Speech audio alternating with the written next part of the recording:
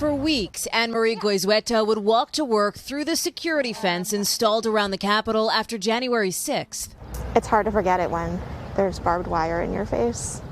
She was in her office that day, where she works as a congressional director of operations. So terrified, she texted a friend what she was wearing and where her car was parked in case her body and possessions needed to be identified.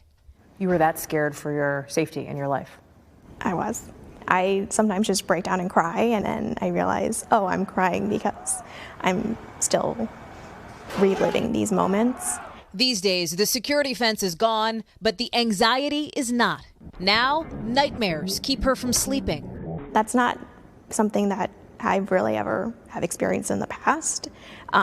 Just waking up in the middle of the night and gasping for air. Goizueta reached out for help to the Congressional Employee Assistance Program, just one example of hundreds of the incredible surge in demand after the riots. NBC News has learned House counselors held nearly 1,200 individual or group consults or trainings in the 6 weeks after January 6th, a number that's grown steadily and nearly doubled the number of counselors on hand. They're on pace to be 200% busier than a typical year. It's similar in the Senate, which also beefed up its program. A congressional source says both the riot and the pandemic contributed to the uptick.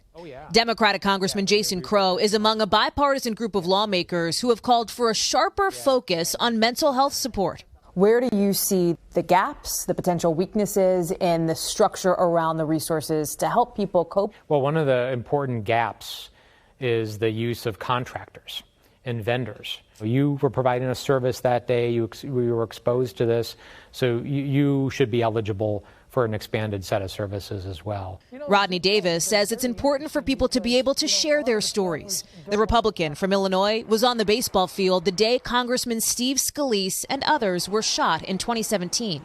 It was just natural for us as we were looking ahead to say, what can we do to help those who may never have experienced a traumatic event like that?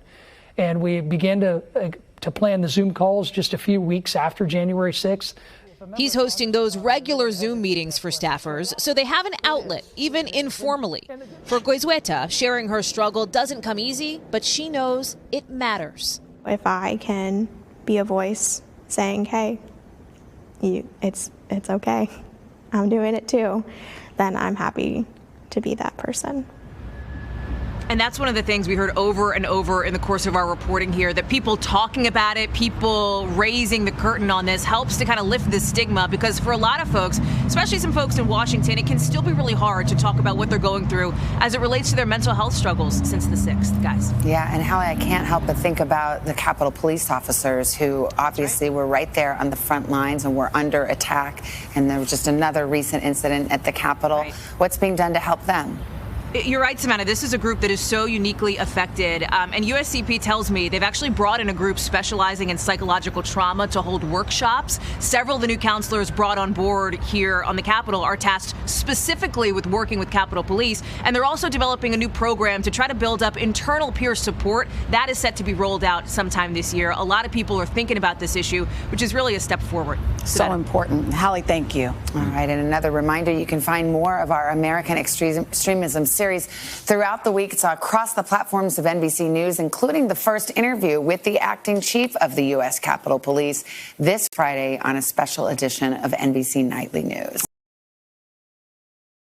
Hey, thanks for watching our YouTube channel. Find your favorite recipes, celebrity interviews, uplifting stories, shop our favorite deals, and so much more with the Today app. Download it now.